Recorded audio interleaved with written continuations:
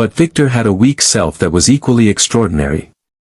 Every time Victor sat down to build the business he dreamed about, his weak self would show up, dressed in reasonable clothing, and say, "You should do more research first. You don't want to make mistakes. Give it another month. Study more.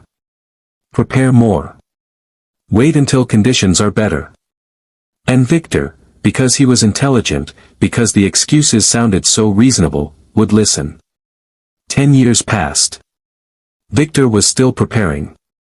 Still researching. Still waiting for better conditions. The business existed only in his journals and in his imagination. And every year, the gap between who Victor was and who Victor could have been grew wider and more painful. The weak self had not stopped Victor with fear. It had stopped him with reasonableness. That is its greatest weapon. And the only way to disarm it, is to see it clearly for exactly what it is. Not reasonable. Not wise. Not protective. Paralyzing. The Stoic mirror, what the philosophers saw.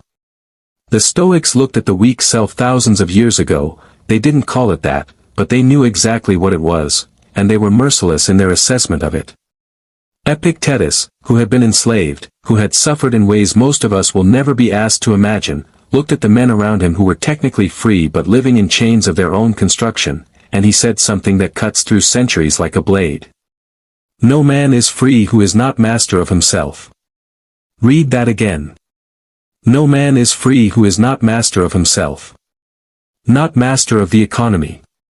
Not master of other people's opinions. Not master of external circumstances. Master of himself.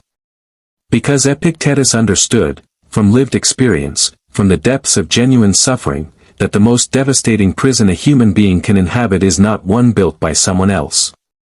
It is the one built by the self. By habits unchosen. By impulses unexamined. By comfort pursued at the expense of growth. Marcus Aurelius, writing in the privacy of his journal in the dead of night, not for publication, not for an audience, but as a raw conversation with himself, wrote words that feel almost aggressive in their honesty. He told himself to get up. To stop lingering in warmth and comfort when there was work to be done. He reminded himself that his purpose was not to live pleasantly, but to live rightly. That discipline was not punishment. It was the highest expression of respect for his own potential.